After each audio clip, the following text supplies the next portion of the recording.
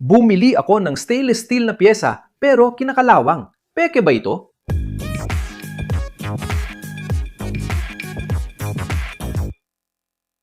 Magandang araw, Ining Detalyado.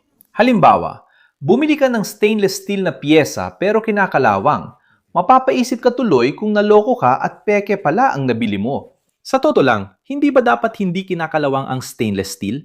Karaniwan, itong nakakainis. At ang sagot dyan ay maaring oo o depende. Ngayon, lilinawin natin ang mga maling akala at ang katotohanan kung bakit may stainless steel na kinakalawang. Paano mo malalaman kung peke ang stainless 3 o 4 na materyales? Ano ang mga dapat gawin para hindi malinlang?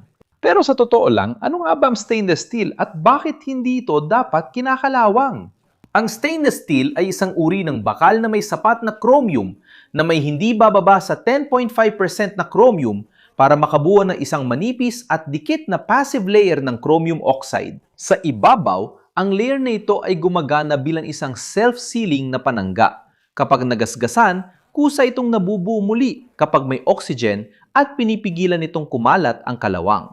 Sa mga bakal na kabilang sa Series 300 tulad ng 304, ang protection nito ay pinapalakas ng nickel na nasa pagitan ng humigit kumulang 8 hanggang 11%. Pero kung kaya ng stainless steel protektahan ng sarili, bakit may kalawang pa rin minsan? Hindi lahat na oksidasyon sa stainless steel ay nangangahulugang ang bakal ay hindi maganda o peke. Maaring makontamina ng panlabas ng mga partikula ng bakal tulad ng mula sa steel brush o metal na alikabok sa pagputol. Maaring mali ang pagkakaspecify nito dahil hindi lang isang uri ng stainless steel ang meron, kundi may iba't ibang klase ng produkto. Ibig sabihin, may iba't ibang uri ng stainless steel na may iba't ibang antas ng resistensya sa kalawang at mahalagang malaman kung paano piliin ang tamang bakal para sa bawat SCF na pag-uusapan. Kaya naman, ang maling pag-specify ay maaaring magdulot ng malalaking problema. Ngayon, may sitwasyon na mataas ang posibilidad ng kalawang. Kapag ang material na ibinenta sa iyo bilang 304 ay sa totoo lang isang bakal mula sa serye 200, ang kilalang pekeng 304. At ano ang pekeng 304? At bakit ito isang problema? Sa mga nakaraang taon, kumalat sa Brazil ang mga bakal mula sa pamilya 200 o 2XX na iniaanunsyo bilang serye 300 uuri 304. Ang mga bakal na ito ay dinisenyo para mapababa ang gastos, pinapalitan ng bahagi ng nickel ng mangganeso, at ang resulta ay isang mas murang material, ngunit may mas mababang kakayahan laban sa kalawang sa maraming pang-araw-araw na kondisyon. Habang ang tunay na 304 ay may humigit kumulang 8 hanggang 11% na nickel, ang mga bagong bakal mula sa serye 2XX na ibinebenta bilang 304 ay may mga 1% lang na nickel. Mahalaga ang pagkakaibang ito para sa tibay kontra kalawang. Bakit kapag binawasan ang nickel, humihina ang proteksyon ng stainless steel laban sa kalawang? Maraming tao ang iniisip na ang nickel ay parang isang patong lang. Pero sa totoo lang, gumagana ito sa loob ng haluang metal, pinatatatag ang austenitic na yugto at tumutulong para mas magawa ng kromo ang trabaho nito. Mapanatili ang passive feel ng buo at hindi sira. At kapag masyadong bumaba ang nickel at pinapalitan ito ng mga neso, maaring mapanatili pa rin ng material ang austenita. Pero ang resistensya sa kaagnasan, lalo na sa mga solusyon na may klorido gaya ng sa mga kusina, aplikasyon sa tabing dagat, at sa mga lugar ng paghuhugas, ay kadalasang bumababa. Sa mga pagsubok, sa aktwal na paggamit, ang mga asero na 2XX ay kadalasang mas madaling kapitan ng pits at stress corrosion sa mga kapaligiran na kayang-kaya ng 304 ng mas maayos. Sa simpleng salita, mas kaunting nickel ay kadalasan nangangahulugan ng mas mataas na panganib ng mga mansa at pits kung saan ayaw mo makakita ng kalawang. At ang kromo, nagbabago rin ito mula sa totoong 304 papunta sa pekeng 304. Oo, at mahalaga yon. Ang karaniwang 304 ay may humigit kumulang 18% hanggang 20% na kromo, samantalang maraming 2XX ang nasa pagitan ng 13% hanggang 16%. Kahit kaunti lang, ang pagbawas ng kromo ay nagpapahina sa kakayahan nito bumuo at magpanatili ng passive na pelikula. lalo na sa mga brush o nilihang na finish o kapag may contact sa asin at bleach. Dahil ang proteksyon ng stainless steel ay nakadepende sa kromo. Ang pagbawas nito at mas mababang nickel ay nagdudulot ng mas maagang pagkakalawang at iba pang problema. Sa iba't ibang komposisyon ng serye 200, mas mataas ang antas ng carbon kaysa sa 304 na nagpapataas ng posibilidad ng sensitization, ibig sabihin, pagbuo ng chromium carbide. At ito ay nagbubukas ng daan para sa intergranular na kaagnasan. Bukod dito, ang mga sulfidong inklusyon na kaugnay ng asupre ay mga paboritong punto ng pagsisimula para sa mga pits. Pero paano nga ba mag-ingat kapag bumibili at hindi maloko? Ang unang depensa ay ang malinaw na nomenklatura. Hanapin ng malinaw ang IC 304 o UNS S304-00 at mga pamantayan ng pagbibigay tulad ng ASTM-A 240 para sa mga plato at strips. Magduda ka sa mga malabong deskripsyon tulad ng serye 300 na hindi tinutukoy ang uri at sa mga hindi kilalang komersyal na pangalan kapag iniiwasan ng nagbebenta na sabihin ang 304.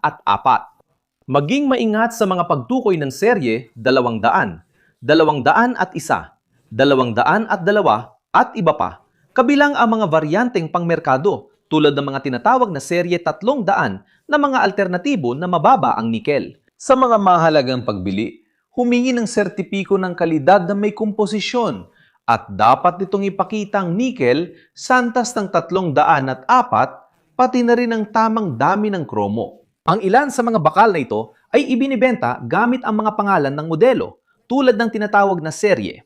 300 na nagpapahiwatig na ito ay isang bakal mula sa serye AC 304. Ang IC 304 ay kumakatawan sa isang pamantayan na itinakda ng American Iron and Steel Institute para sa isang austenitic na stainless steel na may halong kromo at nickel. Kilala ito dahil sa tibay at mahusay na resistensya sa kalawang at ginagamit na may mahigpit na kontrol sa chemical na komposisyon. Sa kabilang banda, ang tinatawag na Series 300 ay isang katawagan para sa stainless steel na ginawa bilang mas murang alternatibo, ngunit hindi sumusunod sa mga tradisyonal na pamantayan. Dahil hindi ito sakop ng isang particular na internasyonal na pamantayan, gaya ng mga standard na bakal na AC304, masasabi na isa lamang itong komersyal na katawagan. Ikinakabit ang Family 300 upang magmukhang 304. Ang pagbabagong ito ay nagreresulta sa isang material na mas mababa ang gastos, ngunit mas mababa rin ang resistensya sa kalawang sa mas agresibong mga kapaligiran kumpara sa totoong IC304. At yung kasabihan na halos lahat ng bagay sa buhay ay naangkop dito. Kapag ang alok ay sobrang ganda, dapat kang magduda. Ibig sabihin, kapag sobrang mura ang presyo na parang hindi totoo, madalas mababa ang kalidad at hindi lang doon ang tatapos. Sa ilang mga liga na mababa ang nickel, dinadagdagan nito ng tanso sa mataas na antas para maayos ang mga katangian ng material at kagamitan na ginagamit sa paghawak ng pagkain.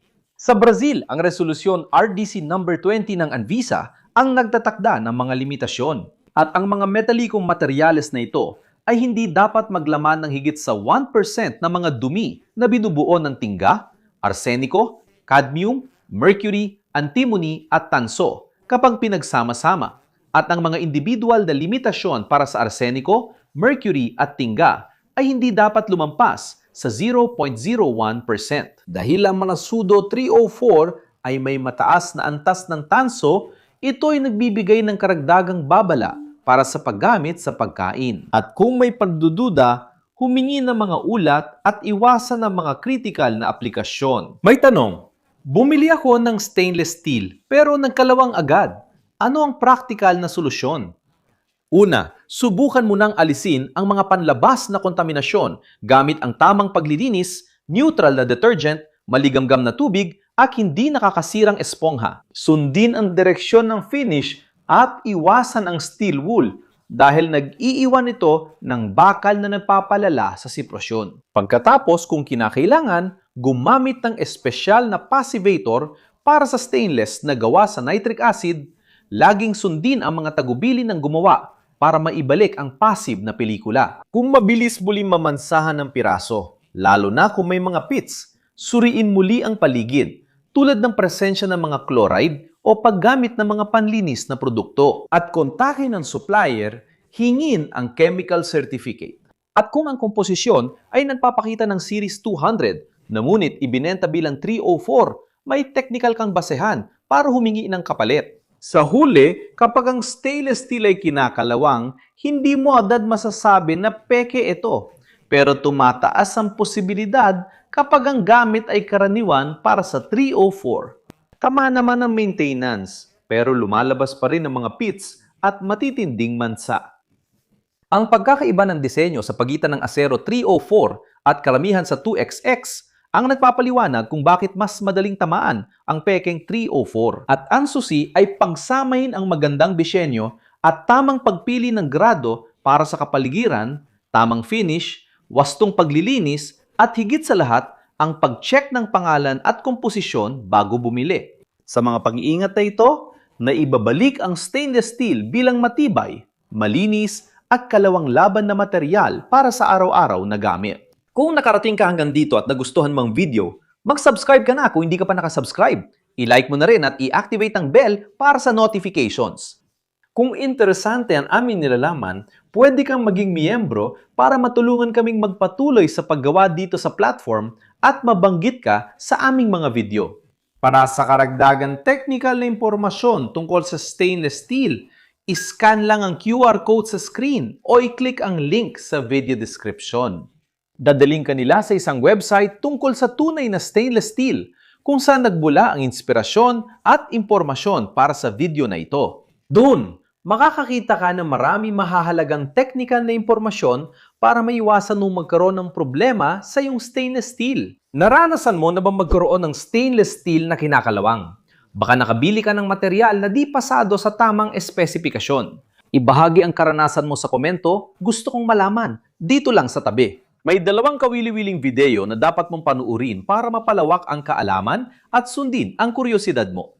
Kung gusto mo kaming suportahan, i-like ang video, mag-subscribe, i-activate ang notification bell at maging miyembro ng channel. Iyan lang mga mahilig sa inhinyeriya, ingat kayo at magkikita tayo sa susunod na video.